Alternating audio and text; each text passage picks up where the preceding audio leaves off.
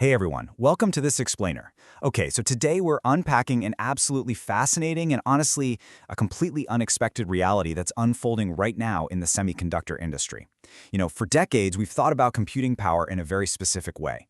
We've obsessed over processors, logic chips, and the massive companies that manufacture them. But right now, a massive structural bottleneck is completely flipping that script, and it's happening at a scale that is, well, it's frankly hard to wrap your head around. We're going to look at the numbers, the physics, and the sheer panic quietly rippling through the world's biggest tech companies. Okay, let's dive into this.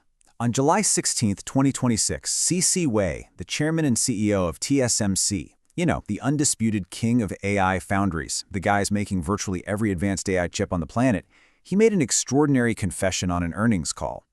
TSMC had just reported a record-shattering quarter. Yet when someone asked him about pricing power, he openly admitted, yes, I'm really jealous about memory companies. 86% gross margin. 86%? About 68%, I would be happy about that. Think about that for a second. The CEO of the company making the entire AI revolution possible is actively jealous of the companies that just store its data. So that brings us to Section 1, the semiconductor power flip. And this brilliantly illustrates exactly what we're talking about, the shocking margin flip. For the entire modern foundry era making logic processors, that was the high-margin, prestigious, highly profitable gig. Meanwhile, memory was just this brutal, cyclical commodity business. You pumped out chips and basically prayed the market price held up. But as of 2026, that hierarchy has completely inverted. TSMC, at the absolute peak of its monopoly power, is running at a 67.7% gross margin. But the leading memory companies, they're posting margins around 86%. For the very first time in the foundry era, memory out-earns logic. The stored bit is now vastly more profitable than the computed one. It's wild. So how on earth did margins get so high? Well, because the numbers have just completely stopped behaving normally. In the first quarter of 2026, conventional DRAM contract prices rose by 93 to 98% quarter over quarter. Let that sink in. That is the largest single quarterly increase ever recorded in the entire history of the memory industry. Total industry revenue jumped 81% in just one quarter. Forecasters literally keep having to revise their projections upward because reality is outrunning absolutely every financial model they have. But to understand why this is happening, we need to shift our focus downward to Section 2, the brutal wafer math and physical constraints. You see, this memory shortage isn't just about high demand. It's actually about the fundamental, microscopic physics of how these chips are built.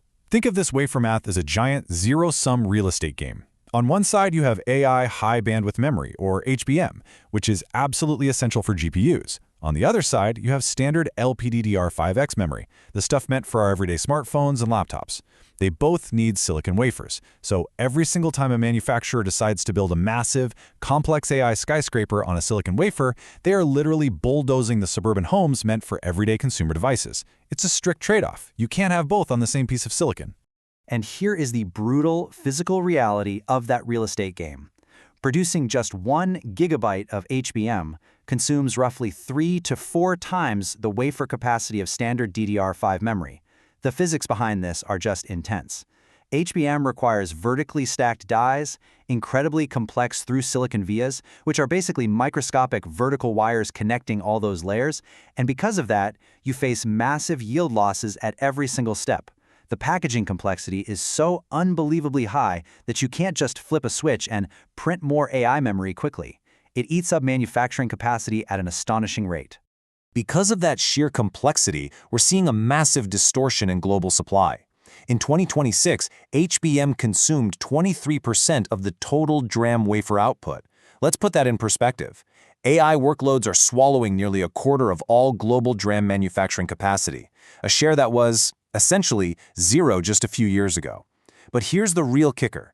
Because of that 3 to 4x capacity penalty we just talked about, that 23% of the wafers is actually producing far less than 23% of the usable memory bits. It is wildly inefficient by volume. Let's move to and see how this builds, because this physical burden is compounding exponentially across generations. Not only is HBM incredibly hard to make, but the appetite per chip is just exploding. The NVIDIA H100 needed 80 gigabytes, the H200, 141. The Blackwell B200 demands 192, and the Rubin platform requires a staggering 288 gigabytes of HBM4 per single GPU. Demand is literally multiplying tenfold because the memory requirement per chip is effectively doubling every generation. right at the exact same time that the actual unit volumes of these GPUs being sold is also doubling. This geometric explosion in demand brings us straight to Section 3, a sold-out industry. Right now, mid-2026, if you're a tech company trying to buy leading-edge memory, the answer you're going to get is a flat refusal. There is nothing left to buy. To grasp the scale of the demand causing this, consider this massive number, $725 billion. That's the capital expenditure planned collectively by Meta, Microsoft, Amazon, and Alphabet just for the year 2026. This is the largest concentrated capital deployment in industrial history, and it is overwhelmingly aimed at AI infrastructure. And remember, every single dollar of that infrastructure demands actual mountains of memory to function. Now, juxtapose that unimaginable $500 billion+ in corporate capex with this incredibly human moment. At Computex 2026, NVIDIA CEO Jensen Huang actually picked up a marker and wrote 3 words on an SK Hynix DRAM wafer: "Please make more." You almost have to laugh at the absurdity of it, right? The most powerful, sought-after tech CEO in the world isn't aggressively demanding discounts in a boardroom. No, he's literally begging his suppliers to just physically manufacture the product. Because the squeeze is absolute. Micron's entire HBM capacity for 2026 is completely sold out. Not reserved, sold out. SK Hynix, the undisputed king of the stack right now, controls roughly 70% of NVIDIA's HBM4 orders. And then there's OpenAI's Stargate project. They signed a letter of intent for 900,000 DRAM wafers per month, an order so vast it rivals a huge fraction of total global output. When the biggest single order in history is sitting in a waiting room, waiting to be filled, allocation, not price, becomes the true market mechanism. So, what is the world doing about this? That brings us to Section 4, the $500 billion race. We are seeing absolutely massive government and corporate efforts to try and literally build our way out of this shortage. But politicians and executives have a very different timeline than the accountants do. When you map out these dates, a critical reality emerges. Fabs measure time in years, not in press releases. South Korea announced a staggering 800 trillion won investment to double DRAM output. SK Hynix is desperately pulling forward equipment installation to early 2027 to try and reach 1 million wafers a month by 2030. But look at the gap here. The independent scorekeepers confirm that meaningful new supply simply does not arrive until late 2027 at the absolute earliest. So the crucial point is that while the headlines are celebrating these 800 trillion won investments to save the industry, Bank of America is warning that these massive new clusters essentially have to be built from scratch. That means no meaningful capacity from them for nearly a decade. The money is very real, for sure, but the calendar is totally merciless. Absolutely nothing decided in 2026 can relieve the massive supply desert waiting for us in 2027. Which brings us to Section 5. Who foots the bill? The consumer casualties. This abstract B2B supply chain issue, yeah, it's hitting your wallet directly right now. The casualties of this memory war are no longer theoretical. Just look at these exact price jumps. A 32GB DDR5 memory kit that cost, say, $100 to $200 back in October 2025, it shot up to $375 by June 2026. Even the older legacy DDR4 kits completely doubled in price. Everyday consumers are directly paying for the AI revolution through higher prices for laptops, smartphones, and custom PC builds. Why? Simply because memory makers are dedicating all their resources to the data centers. This quote from IDC analysts hits the nail on the head. It perfectly summarizes the direct consequence of the AI boom. This is a zero-sum game. Every wafer allocated to an HBM stack for an NVIDIA GPU is a wafer denied to the LPDDR5X module of a mid-range smartphone. Elon Musk called it the chip wall. If you are buying any consumer electronics with memory inside, you are bearing the brunt of this shortage. The data centers are winning the allocation war, and the consumer market is just being starved of supply to make it happen. And that brings all our threads together to clearly define our core concept for today, the allocation wall.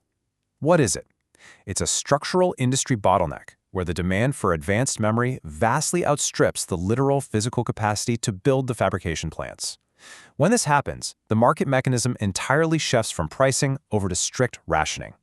This is the defining physical constraint of the entire AI decade. Now let's wrap this up with Section 6, the bridge back to Part 1. In the first part of this explainer series, we look deeply at the software and architecture side of memory, specifically the Cerberus architecture, which protects every memory bit with just 12.5% overhead instead of the usual 19%. Now we can see how high-level engineering and ground-level economics are tightly locked together. Protecting bits is only half the battle, right? The other half is actually having physical bits to protect it all. In a world where memory is strictly rationed by the allocation wall, cutting overhead isn't just good engineering hygiene anymore. It becomes an absolutely critical economic and survival strategy for these companies. Now, what's really interesting about this slide is the paradigm shift it forces us to accept. We spent years arguing over model parameters and how quickly artificial intelligence is going to evolve, but this physical bottleneck changes the conversation entirely. In 2027, the question is no longer how fast AI will evolve. It is who gets memory at all. It's a question of physical rationing and sheer geopolitical weight. So what does this all mean for the future of tech? I'll leave you to ponder that. Thanks so much for joining me on this explainer, and I'll catch you next time.